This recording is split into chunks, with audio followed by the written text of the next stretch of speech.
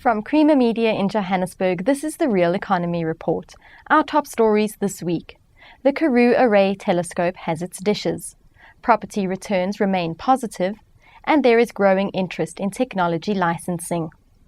South Africa's Meerkat Radio Telescope project has reached a significant milestone. Keith Campbell reports. The construction of the first phase of Meerkat, known as the Meerkat Precursor Array or MPA, has now been completed in the Radio Astronomy Reserve in the Karoo. 4 of the 7 dishes or antennas are now operational for engineering tests.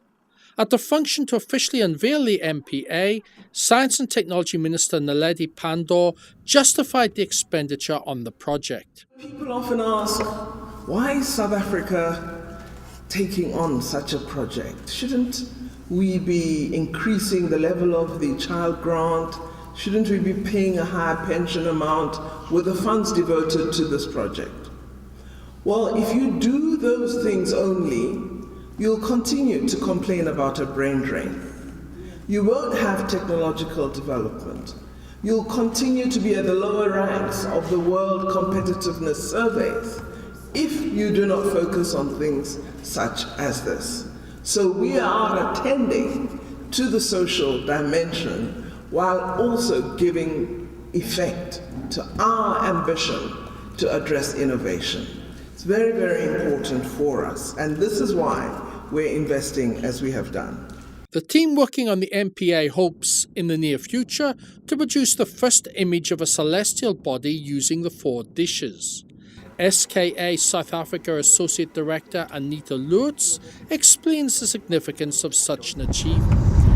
The significance is that for the first time on African soil, we will have conceptualized, designed and built a radio instrument that really works. With 3 antennas you can get what they call phase closure. With 4 antennas you can get amplitude closure, which means that you understand everything about the way that your signal travels between the antennas and to your computing system. So you understand how you do timing, you understand calibration and so on. So it's extremely significant. It also means that you understand how to make an image out of the information you get. As it now is, we've put all 7 antennas on the pedestals. 4 of them are equipped with warm feeds, and we're able to do observations with them. We've had the first single baseline interferometry tests we've done at the end of last year, about 2 weeks ahead of schedule. It showed that the antennas worked.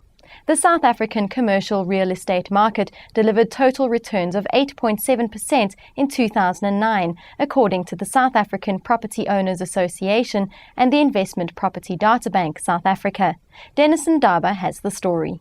The 2009 index shows relative strength that can in part be ascribed to less severe financial disruption than in other markets and continuing solid property fundamentals. Resilient rental growth and occupancy level have been maintained, while development has been minimal. As a result, the South African real estate has not been repriced to the extent it has in other mature property markets. It actually shows that although there has been a slight deterioration on the total return in South Africa since last year, it's certainly been a slower drop. I think there are many underlying factors in the index that indicate that we are beginning to see the signs of a turnaround. And this actually follows some of the overseas markets, which are already showing an improvement in property returns. I think in terms of other developing markets, we are pretty close. If you look at the markets that IPD measures, and certainly IPD doesn't measure all the developing markets, but we do go to Central Europe, Korea, countries like that, New Zealand. We in fact just outperform those countries, but quite nicely. I think in terms of the BRIC countries, we may be lagging in terms of absolute returns recorded in places like India or China. There is growing interest in technology licensing by Africa and other nations, as seen by the diversity of attendance at this year's Licensing Executive Society International Conference in Johannesburg. Chanel Pringle was there. 11 African countries have, for the first time, been represented at a Licensing Executive Society International Conference, showing the continent's growing interest in technology transfer and intellectual property licensing. LACI President Dr. Patrick O'Reilly points out. We have a lot of new countries that are becoming interested in technology and gaining technology or transferring out technology from their country for the benefit of the business or the country. LES South Africa President Johan de Pre says that Africa still has a long way to go in terms of gaining exposure in this area and in terms of increasing the volumes of licensing it conducts. We're a long way away from Europe and from the Americas, and in order to be successful or to be on the cutting edge, you need to have regular training. You need to have exposure to conferences like this, places of teaching. But I hope it's always been my goal to get virtual societies going in Africa and do webinars, for instance, facilities are available, or telephone conferencing and that kind of thing, so that we can see if we can't reach a lot of people, with technology. However, he believes that more people and businesses will start licensing into Africa and that more African businesses will start licensing technology out in future. And now for a sneak preview of this week's Engineering News magazine. In this week's cover story, we report that the fight against housing corruption begins to gain traction with over 900 arrests already made. The Lesotho Highlands Water Project managing utility, the Lesotho Highlands Development Authority, prepares for Phase 2 of the project.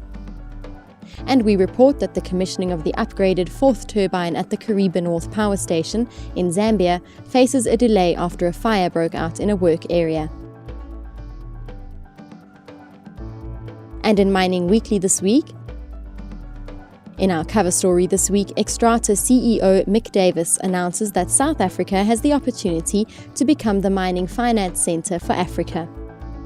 We report that the third phase of the Port of Saldanha's bulk iron ore handling facility expansion project is on track for completion in June 2011.